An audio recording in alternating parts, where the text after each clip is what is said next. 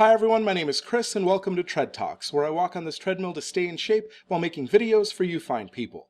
I've loved Jackie Chan movies since I was in high school, but the reality I've had to come to accept, as a fan, is that he's a lot older now, that he can't move and jump and fight as impressively as he used to. And when I saw the trailer for The Foreigner and saw how different of a role it was, I got the sense that Jackie Chan knows this too. He knows that if he's going to continue making movies, then he needs to reinvent himself somehow. And the way that he puts it is that he wants people to come to know him as an actor who can fight rather than a fighter who can act. And so with The Foreigner, you have a transition film for Jackie Chan that on paper is pretty similar to what Taken was for Liam Neeson. Both were made by production companies looking for smaller scale stories that they could make on a medium-sized budget and still turn a profit. Both are films that are being pitched as revenge stories for older characters with a particular set of skills. In this case, it's Jackie Chan playing an older man named Quan, whose daughter is killed in a terrorist attack. And finally, both films were a change in course for an established actor. For Liam Neeson, it was a transition from drama to action, and for Jackie Chan, it's an attempt to show that he can go beyond comedic performances.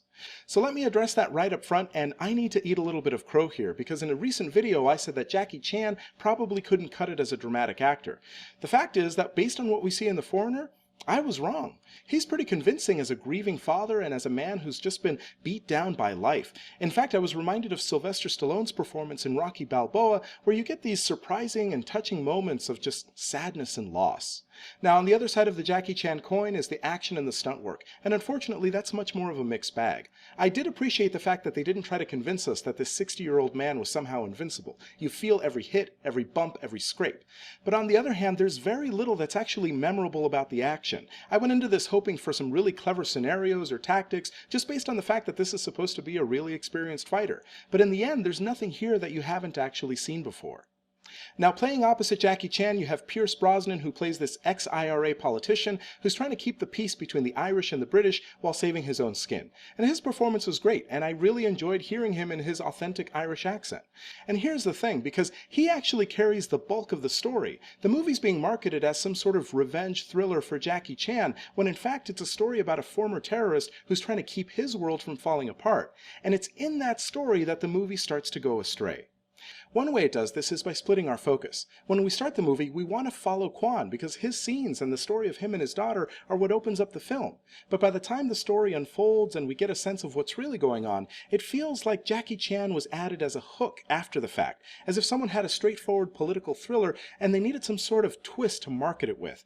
I know that's not the case because it's based off of a 1992 novel called The Chinaman, but they've trimmed out so much of Quan's backstory from that original novel that when you watch the movie, it really does feel like an afterthought. And second, despite the twists and turns in the story, it never rises above the level of intriguing. And part of that is because we can't really connect with any of the characters. There's so much that the plot is trying to do that the closest we get is with Quan, but even then there's not enough time to flesh that out. For example, in Taken, and I don't mean to keep referring to that, but it's the one that best fits, there are quite a few scenes dedicated to showing the relationship between the dad and his daughter, so that by the time that something happens to her, you care a little bit. Here, and this isn't a spoiler, this is what happens in the first 2 minutes of the film, the daughter gets a car ride with Jackie Chan, maybe 3 sentences exchanged, and then she gets blown up. It's not enough time.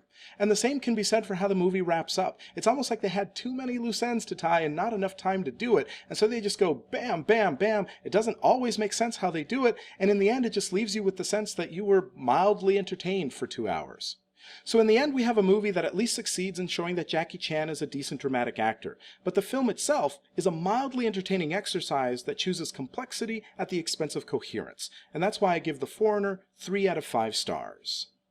Okay, so that was The Foreigner, and I want to know, what's your favorite Jackie Chan movie? I know the answers will probably range from stuff like Drunken Master 2 to Shanghai Nights, so whatever it is, put it in the comments, I'd love to know. Beyond that, if you like this video and you want to keep up with my content, please like and subscribe. I'm trying to get to 1,000 subscribers, and it would be great if you were a part of that group. And hit the little bell icon to be notified when a new video goes up. Either way, thank you very much for watching, and have a great day.